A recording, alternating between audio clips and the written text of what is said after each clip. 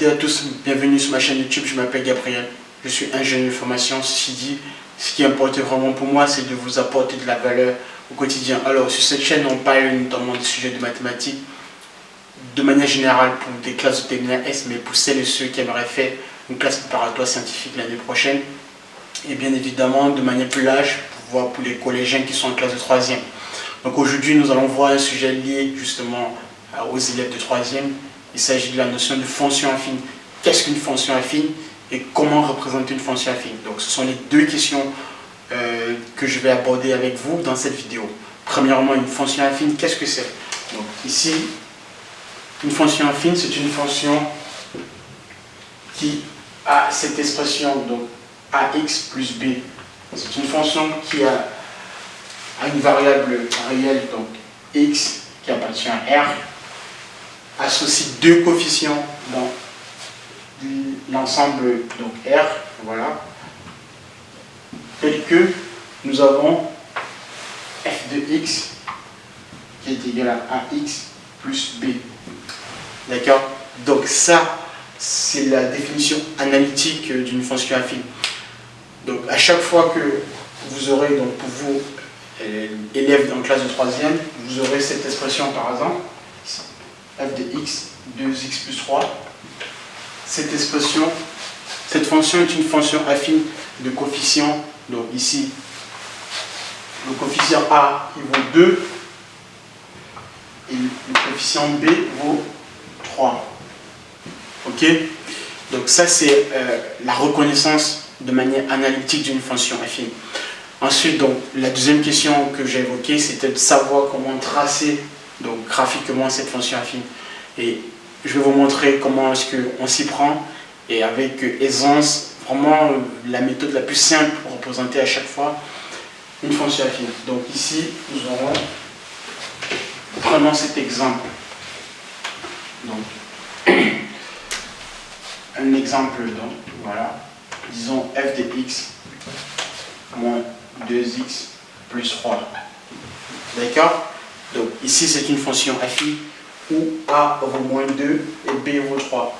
On va représenter graphiquement cette fonction sur un repère orthonormé. Voilà. Donc pour représenter f, il faut que je fasse deux choses. Premièrement, calculer deux points appartenant à la courbe de f. Donc, je précise d'abord au préalable que la courbe de f, donc la courbe d'une fonction affine, est représentée par une droite.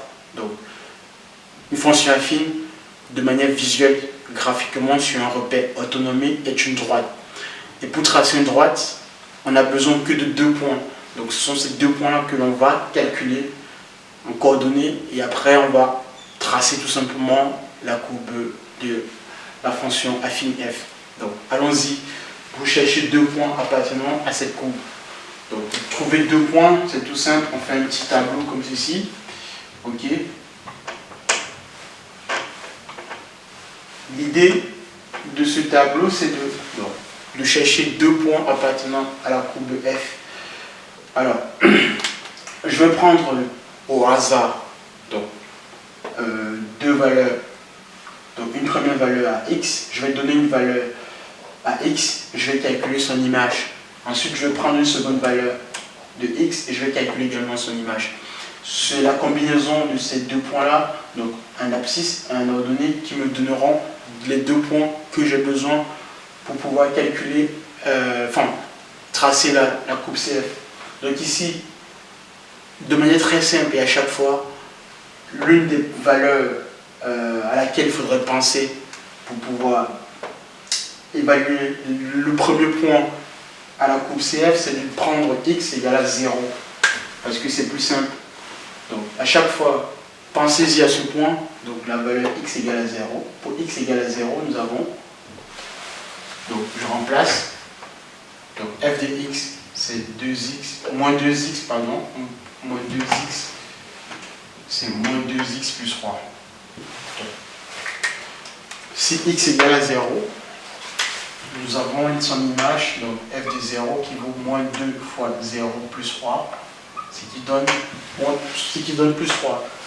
ici je mets 3. D'accord? Donc j'ai un premier point qui a pour coordonnées 0, 3. 0 en abscisse, 0 en abscisse, 3 en coordonnées. Ensuite ici je vais donner une seconde valeur à x et je calcule également son image. Donc là, il est plus simple pour moi par exemple de prendre x égale à 1. Ok.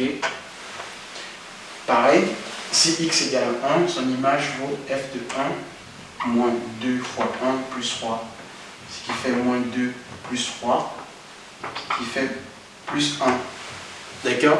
Donc ici, j'ai 1. Et donc par conséquent, le deuxième point que j'ai, c'est B, coordonnées 1, 1. Ok? Une fois ces deux points trouvés, je n'ai plus qu'à tracer, enfin à représenter ces deux points sur un repère orthonormé et à tracer la droite qui joint A et B. Et puis j'ai la représentation graphique de la fonction affine. Voilà. Donc c'est vraiment ce qu'il faudrait faire à chaque fois qu'on veut représenter graphiquement une fonction affine.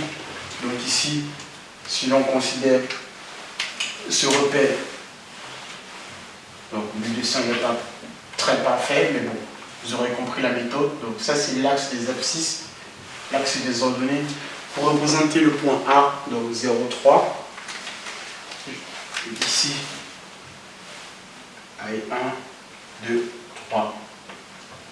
Donc voici le point A, d'accord?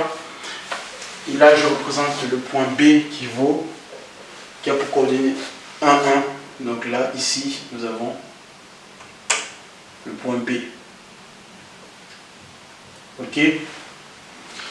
Donc, tracer une droite, c'est juste joindre donc, les deux points A et B, là, comme ceci.